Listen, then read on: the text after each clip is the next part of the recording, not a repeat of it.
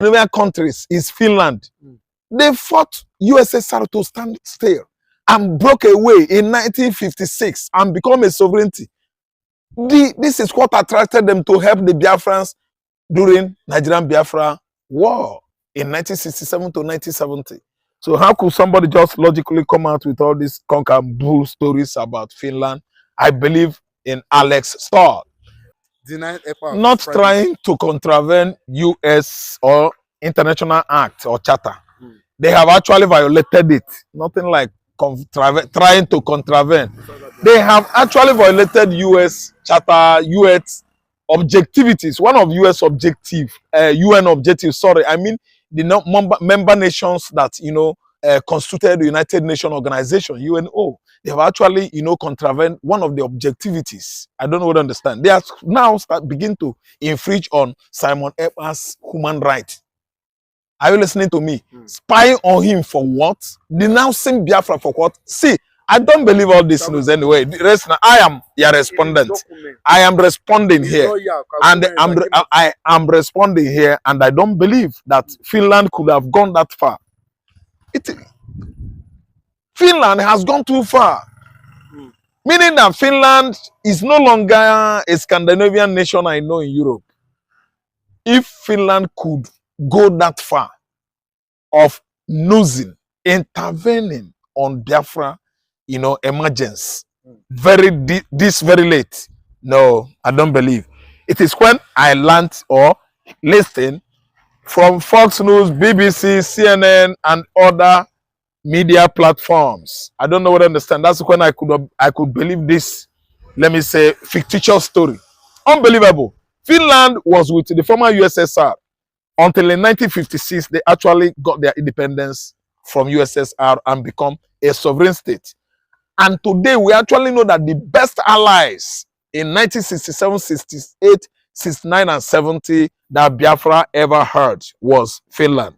So why this kind of Uru Tinubu administration, you know, that has, you know, made Finland to at least deviate from being a good nation, good friend, ally they are to Biafran nation. All these are fake, you know, propaganda. Fake propaganda. I don't believe that Finland of all people, all country, could descend this low. No. Impossible, if there's any word like that. What I mean is impossible. It is not impossible. It is impossible for Finland to have done that. A lie. Ekpa has right to agitate for Biafra. Ekpa has right to travel anywhere he goes without having microchip on his body. Do you know what it means? It means even if he's sleeping, they are watching him. In his privacy, they are watching him. If Ekpa is in the restroom, Finland is following him. For what? All these are Nigerian propaganda. No. And he is not going to denounce Biafra. Biafra will not be denounced, renounced, rejected by any of us in Igbo land or from Igbo land. We are all Biafrans, and nobody has the audacity in and outside the world to stop us. God actually knows that it is our own natural heritage. To every Igbo man to voice out in that regard. Regard of what? Emergence of Biafra. The first black Jewish state. Nobody could curtail us from at least making an announcement about the new emergence of the Prince of Africa. That is Biafra. I'm telling you that Finland could never have said that, or at least infringed on Simon Ekpa Ekpa. Sure that they've not made this? No, they did not. Mbano. Finland, we know, is more advanced than Britain. Finland, we know, is the most advanced countries. Not one of the most advanced Scandinavian countries is Finland. They fought USSR to stand still and broke away in 1956 and become a sovereignty. This is what attracted them to help the Biafrans during Nigerian Biafra war in 1967 to 1970. So how could somebody just logically come out with all these conk and bull stories about Finland? I believe in Alex Starr, the current Finnish president, wouldn't have descended that low. We know that Nigerian political, you know, leaders, Nigerian president, and so on and so forth, they've actually failed Nigerians, and their way of life is never, ever equated to that of the Scandinavian country. Scandinavian country is Finland, Denmark, Sweden, Oslo, Norway, and the rest of them. Let me tell you, no, I said no. It is untrue. Then the roles played by Ono's daughter, that's Ojuku's widow, has actually spelled out the kind of people we have in Enugu State. They are Igbos, but I'm telling you that they are Igbo not. They have little way of reasoning. I repeat it again. Enugu man could not equate an Anambra man because the way Enugu man thinks is quite different from the way Anambra man thinks. Different ideas. Yes, different ideas, different ideology, different way of understanding. And if you ask me, I will tell you that the kind of cranium contents of their brain departments is still quite different from ours. I'm from Anambra State. How could Ono's daughter, hey God, Ojuku's widow, is now against turning herself, spanking on Biafra emancipation? It means that she's working with Soludo, the like of Soludos. Soludo, Ekwembadike, Ekwedike. Then, Hope Uzodema, Obilo Monia Akanana, Wawaja. 2, 3, Francis Wafu. Francis Wafu actually defeats a child that strayed away from the council or gathering of his clan and lost. That is Wafu.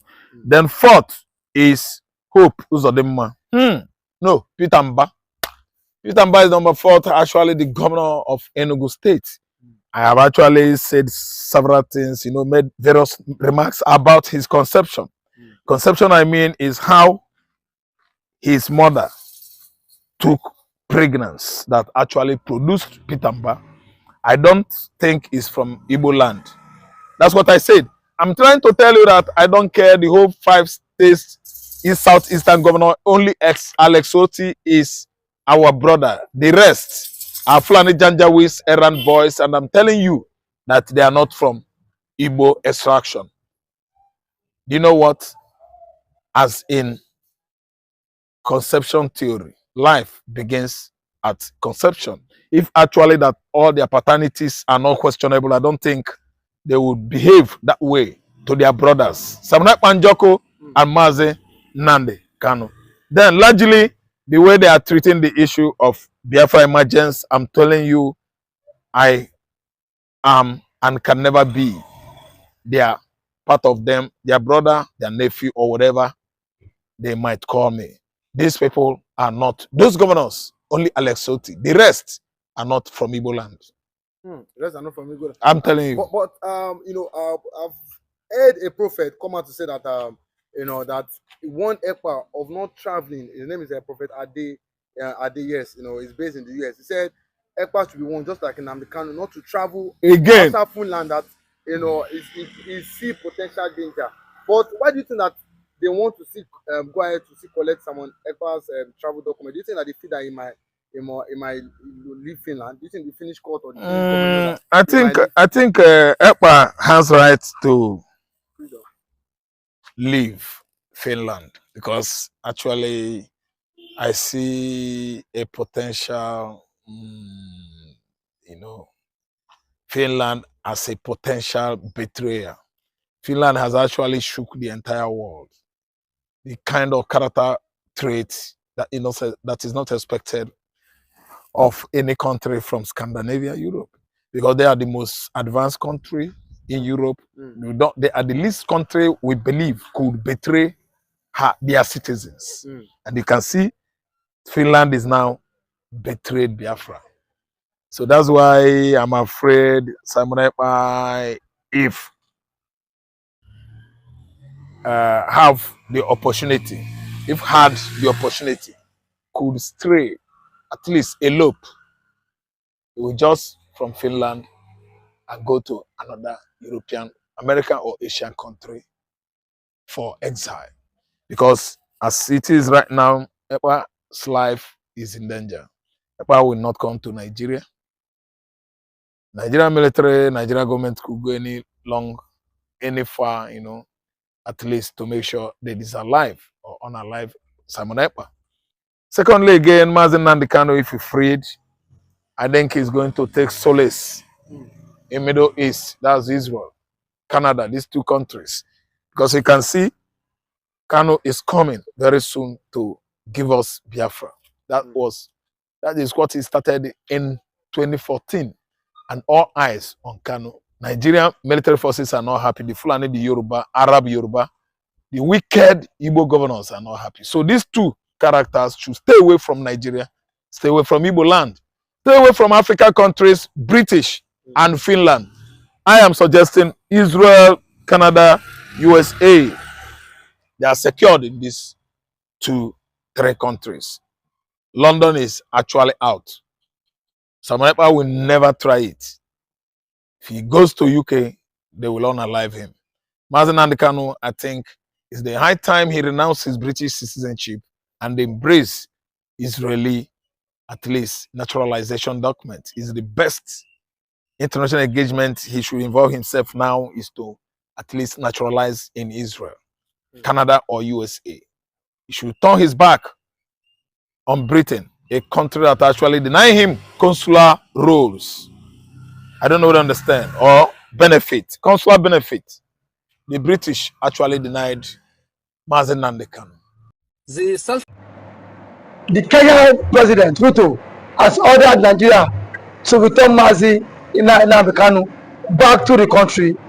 The ICC is giving him a very tough time now, stating that why in the first place would the government allow someone to be kidnapped from the Kenya airspace without due process. So now he has ordered Nigeria to return Mazen Kanu, giving them 7 days ultimatum to return Mazen Kanu back to Kenya. So how can we actually, sir? Yeah, good morning, good afternoon, good evening, good night, wherever you're watching us from. I remain one and the only Benjamin Johnson Ezesinachi, aka the Biafran Evangelist. My beloved brother, it is a good news and it's a lovely day to discuss this issue regard to Kenya and Mazen Kanu and Nigeria too. You know, the way it stands now, they are giving Nigeria 7 days ultimatum. The 7 days they are giving to Nigeria, have they forgotten that Nigeria is on the Nigerian bar judiciary is on vacation? You understand? So they should be calculative, and Mr. President Ruto should, you know, make sure that he makes some inquiries before giving an instruction. And make an inquiry, yes, before giving an instruction. And likewise, I use this opportunity to advise their judicial panel in Kenya that they themselves should work hand in hand to know how things are going on in Nigeria, so that they will now pass out their own instruction. Because as it stands now, Mazen Kanu case was not actually decisively concluded on the 18th of this month. You know, based on what information coming to us or reaching us now, it has been postponed till October 10th, and there is no way Nigeria could rendition Mazen or return Mazen Kanu to Kenya if his case here is not being properly or conclusively concluded here in Nigeria. But what if the case is not concluded, and then what if Kanu is being sentenced? Do you think that would No. Kanu can never be sentenced. Why do you say Kanu can never? Why I say Kanu can never be sentenced is because you cannot violate a law and use that law again. Can you buttress that point, sir? Now, how I mean is this: according to the law, international law, regard to terrorism and regard to treason charges against Mazen Kanu. Okay. Mazen Kanu doesn't supposed to exceed 15 days in the custody of DSS or whatsoever before trial. And of which, as it stands now, Nigeria has violated the law. You understand? So those services and whatsoever Mazen Kanu may likely serve in jail time is what is already serving. You understand? He's already serving it. In 5 years. This is the 5th year. He's already serving it. So for you to violate that law, you cannot go back to that law. So definitely what he's serving already has covered the law. But what if he's found guilty and then he is being sentenced? He can never be found guilty. So far so good. If he's being found guilty, the guiltiness would have started from Kenya, because both of them, they are both the parties who plan and plot for this, of which vindication has started in Kenya. Although Omotosho may be playing a decisive of the seats in Nigeria here, but so far so good. The one that has played so far, Mazen Nnamdi Kanu, is winning. So you cannot just, I know in Nigeria there can, because there is no truth in Nigeria. Nigeria is too biased when it comes to Igbo things, Biafran man, Igbo man things. You understand? But no matter their biasness, they cannot go against the law, because that law we still, they have violated, we still stand to speak against them the more. Of which the more they violated, they violate the law, the more the law goes against them, and the more Mazen Nnamdi Kanu has upper hand even before the international community. But what role did Kenya play in this? Now that ICC and the World Court is actually coming out in, because for Kenya president to have come out to make a such statement, that means there is no something is hidden. And not this hidden, is fishing. Okay. See, when you want to rendition somebody, there are times and conditions which that person must be rendited to your country, and you must follow it according to the procedures of the constitution regard to the two nations and to regard to the person's rights. You get it? So all these conditions need to be in place, so that when you are renditioning a person, you will not be guilty of your actions. You will not be guilty of the actions. But in the case of Mazen Nnamdi Kanu, Kenya violated it. Likewise, Nigeria violated it. You must not kidnap somebody. You have rights to arrest somebody, but you don't have rights to kidnap somebody. But was Kanu kidnapped? Yes, Kanu was kidnapped. He was not arrested. Because the state government was aware. But the state government in Kenya, I mean the former president of Kenya, now, don't you think that his actions have put Kenya into trouble now? See, the action of the former president of Kenya is what that put Kenya into trouble. And that action was as a result of unknown to them. You know, when you don't know something, there is a word that I used to say, what person don't know is bigger than him.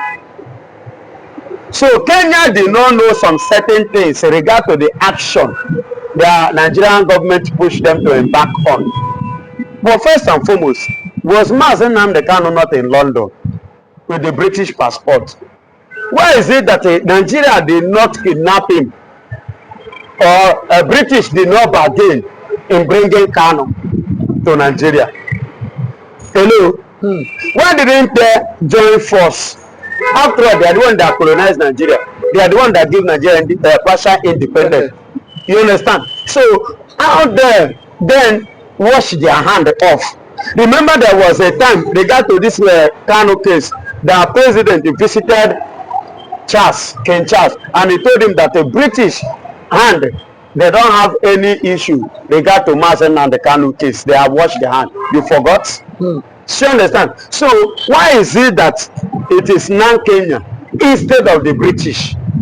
That is to tell you there is something more fishing which Kenya did not know about Kanu, and now they have involved themselves, and of which now that which they have involved themselves into is what they are trying to pull themselves out from. But that's why they are telling Nigeria to return Mazen Nnamdi Kanu, so that they will now do what? Settle their case regard to the mess that they have put themselves, or Nigeria have pushed them into.